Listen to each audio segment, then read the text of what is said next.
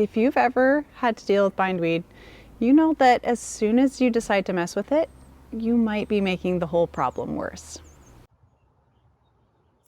So I decided to mess with it. It wasn't my original plan, but I guess circumstances change. All right, so hear me out. 6 or 7 weeks ago, we put the cardboard down and the topsoil and whatnot, and it's now spring and it's really warmed up. Everything is growing vigorously. The grass needs to be mowed all the time. The bindweed now feels the same way. So it's coming up everywhere. I knew it was going to come up. That's not a surprise. So here's the thing. Because it's in the grass, or it was in the grass, it's really hard to tell how much bindweed there is. And we've never really been able to get it under control in this part of the yard. So we kind of needed to get the grass out of the way to be able to see what the situation with the bindweed is. So now we can see it.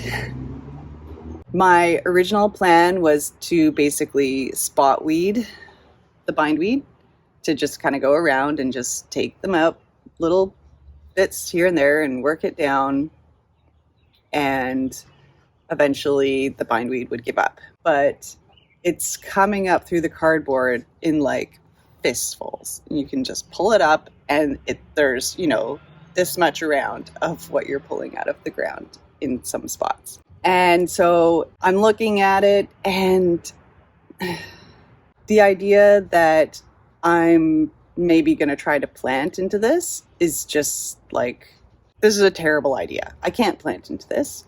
I want to plant some vegetable like onions. I can't plant onions in like a mound of bindweed. That's never going to work.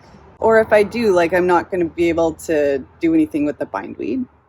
The best I could do if there was onions in a little clump of bindweed is trim the bindweed to the ground. And that's not at all what I want to be doing.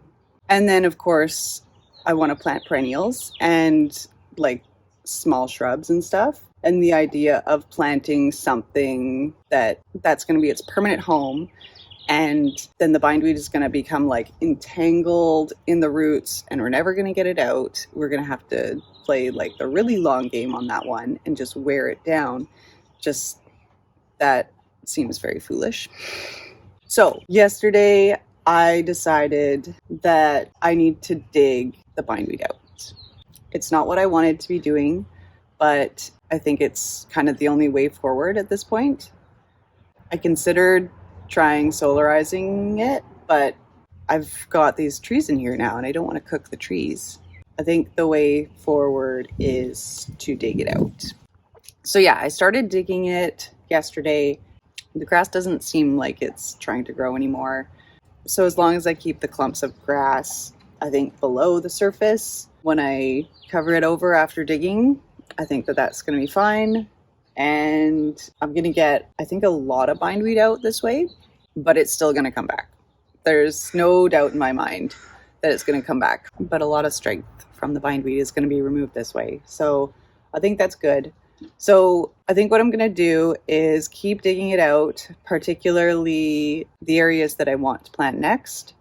And we're just going to get through it. And then once it's planted up, switch more to spot weeding. Hopefully we'll find a way through this. Oh, hi Rex. Hi. She was just drinking a bowl full of water. She's not good at helping with the bindweed. She only digs what she wants to dig. I need to train her to identify bindweed. That would be a great trick. Therapy dogs, drug sniffing dogs, bindweed sniffing dogs. That would be a good one. You want to learn that? You want to learn how to sniff out bindweed? I do feel bad that I've been telling you guys that I'm going to plant and I'm going to do it. Next thing, we're going to plant this. This is part of the reason why I've been hesitating, because of the bindweed. All right, I'm going to do some more digging so that we can actually do some planting. I'll see you guys later.